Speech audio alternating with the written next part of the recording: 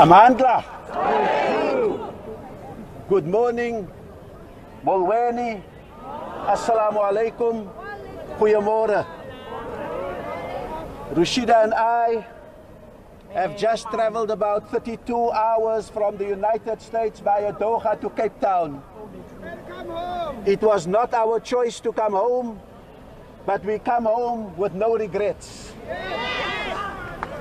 I want to say that we would have liked to come back with a welcome like this if we could report to you that we had turned away the lies of a white genocide in South Africa, but we did not succeed in America with that. We would have preferred to come here to say that we have won for you a goer, but we could not win it by withdrawing our case from the International Court of Justice against Israel, because as we stand here, the bombing has continued and the shooting has continued, and if South Africa was not in the ICJ, Israel would not be exposed and the Palestinians would have no hope. Yes.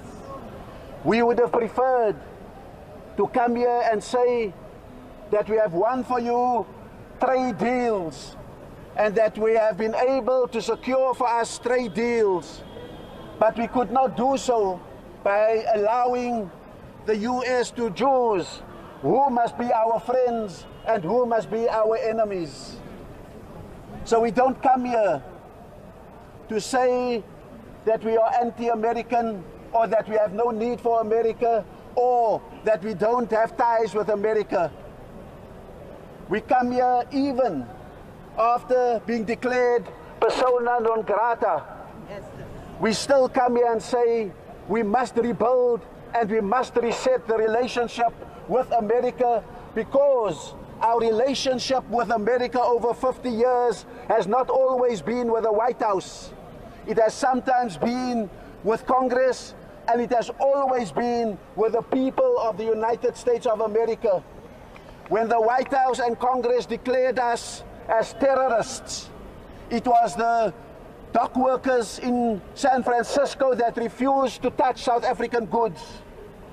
When Congress did not want to have sanctions, it was the American people who did not eat our fruit and did not touch our goods.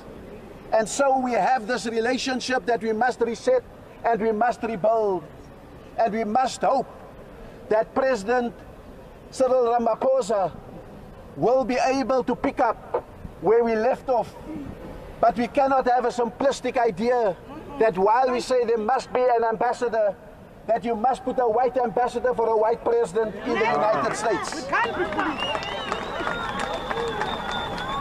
And so, many people have said, what is diplomacy? We tried the conventional diplomacy and tried to avoid discussions about the genocide. We tried the conventional diplomacy and said that we must pretend that there is no merit in the idea, or that there's merit in the idea of land confiscations. We could not ignore that.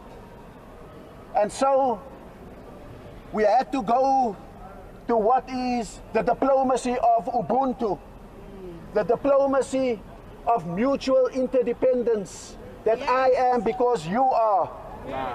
The diplomacy of Ubuntu is not the art of lying for your country. That's true. It is the art of speaking the truth, but gently. The diplomacy of Ubuntu is not flattering your host, and the diplomacy of Ubuntu is not denying what is wrong. The diplomacy of Ubuntu is intellectual engagement, and it is persuasion of your host about a better way. The diplomacy of Ubuntu is not sacrificing your values, but it is about universalizing your values. The diplomacy of Ubuntu is not about forfeiting your interests and not having interests with another country, but it is about pursuing your interest but keeping your dignity. That's what the diplomacy of Ubuntu is about, and that's what I thought was the way forward in this very difficult and challenging situation of our relationship with the United States. We have tried to engage. We have been met with executive orders that cut our aid, cut PEPFAR, and now we sit with the idea that millions could be reinfected with HIV and AIDS. The research for the vaccine may not be one that could be completed. Those are the dangerous things that are happening, and why we must mend our relationship or sit out the next 4 years. This is what we have been trying to do, and we must wish that President Cyril Ramaphosa must be able to find someone who can mend that relationship without sacrificing our values. That we can't be in a situation where the Palestinians are lost in this world without someone that they can depend on, like they have depended on South Africa. We were in the airport in Doha, Rashida and I, and someone came up to us, saw the badge I was wearing, knew immediately that I was the ambassador who was declared a persona non grata. And she said, "Thank you very much." And I said, "I'm not sure about how we are going home." And she said, "There's only one way to go home, and that is with dignity. Because if you don't stand up, who will stand up?" And she was Lebanese. She said, "A bully never needs a good reason to act against you. A bully will even do it because your hair is too short." And so I want to say that South Africa is not a military superpower. South Africa is not an economic superpower, but South Africa has the ability again to become a moral superpower, to stand up against chauvinism, to stand up against populism, and to say that what our people died for in Sharpeville on the 21st of March, that's what we stand for. Foremost amongst that is justice. Foremost amongst that is inclusion. Foremost amongst that is truth. We can modulate our truth.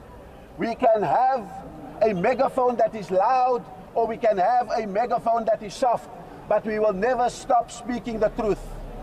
And so we are not here to call on you to throw away our interests with the United States, because our workers depend on AGOA and our workers depend on those investments. But we will do so with full dignity, with our sovereignty intact, and with our pride in what people have died for, from one massacre to another in this country. We cannot sacrifice that. We cannot sacrifice the Palestinians. We will not give up on BRICS. We will not give up on our relationship with China.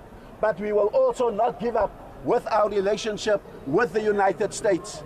We must fight for it, but we must keep our dignity. Comrades, thank you very much for welcoming us like this. You know, a declaration of persona non grata is meant to humiliate you. But when you return to a crowd like this, and with warmth and a sense of Ubuntu like this, then I will wear my persona non grata as a badge of dignity, a badge of our values, and a badge that we have done the right thing. Thank you very much. Amandla. Amandla. Free Palestine! Free Palestine! Free Palestine!